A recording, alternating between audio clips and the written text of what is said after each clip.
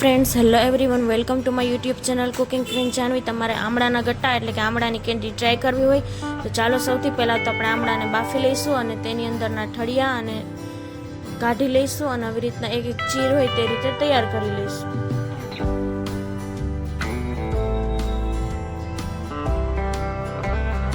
કઈ રીતે કાઢવાના તમે જોઈ શકો છો.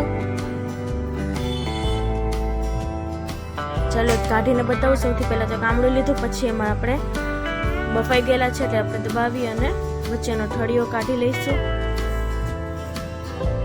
આ રીતે. પછી આની જે ચીર હોય એ બધી અલગ કરી લઈશું આ રીતે. એ રીતે બધા આમળા તૈયાર કરી મિક્સર જારમાં આપણે એડ કરી દઈશું. મિક્સર જારમાં આપણે ખાંડ ઉમેરવાની છે, સરસ ક્રશ કરી લેવાની. ત્યારબાદ એક લોયામાં ઉમેરીશું અને ગેસ ધીમો ચાલુ કરીશું. ત્યારબાદ ખાંડ એડ કરીશું.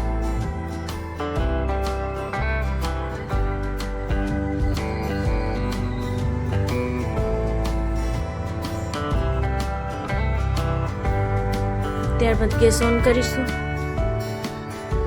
અને બરાબર રીતે મિક્સ કરી દઈશું. સંચળ પાવડર એડ કરીશું.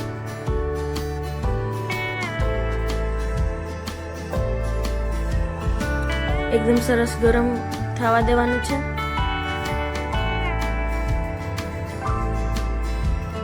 હવે 2 વાટકી લેવાની. એક વાટકીમાં પાણી, બીજી વાટકીમાં તપખીર લઈશું એટલે કે કોર્નફ્લોર, તપખીર. અને ત્યારબાદ આપણે કોર્નફ્લોરના તપખીર બે અલગ અલગ આપણે અહીંયા તપખીર લીધી છે. તપખીરમાં આપણે ફૂડ કલર એડ કરવાનો છે. પહેલાં આપણે તપખીરમાં ચમચી વડે પાણી એડ કરીશું અને તેની સ્લરી બનાવી લઈશું.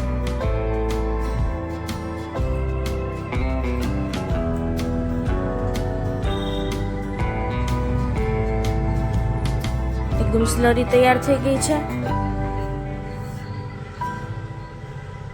હવે થોડું પાણી લઈ એમાં ફૂડ કલર એડ કરી અને આપણે આમાં એડ કરી દઈશું.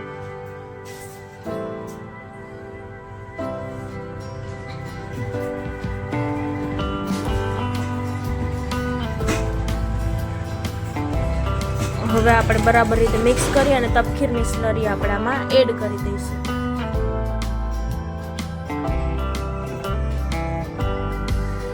એકદમ સરસ થઈ ગઈ છે, જોઈ શકો છો.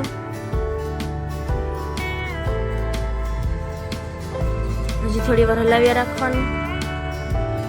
આવું એકદમ સરસ ઘાટું તૈયાર થઈ જાય ત્યાં સુધી. હવે આપણે આમાં થોડું ઘી એડ કરીશું.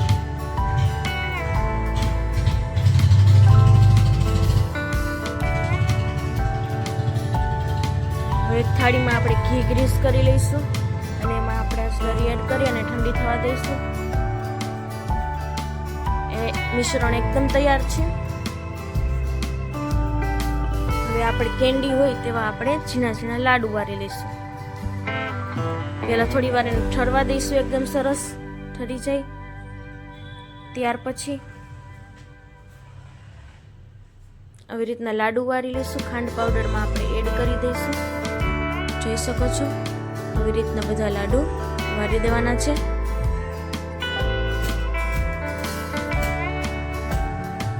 એકદમ સરસ કેન્ડી બને છે. જો વિડીયો ગમે તો લાઈક, કમેન્ટ, શેર અને અમારી ચેનલને સબસ્ક્રાઈબ કરી નાખજો. એક વખત આ રેસીપીસ કરે જરૂર ટ્રાય કરજો. બહુ જ સરસ બનશે. ફ્રેન્ડ સાથે શેર કરજો જેથી નવી નવી રેસીપી ફ્રેન્ડ્સને જાણવા મળે. એકવાર જરૂર ટ્રાય કરજો. એકદમ સરસ લાડુ તૈયાર છે. પ્લેટમાં કાઢી લઈશું. Thank you.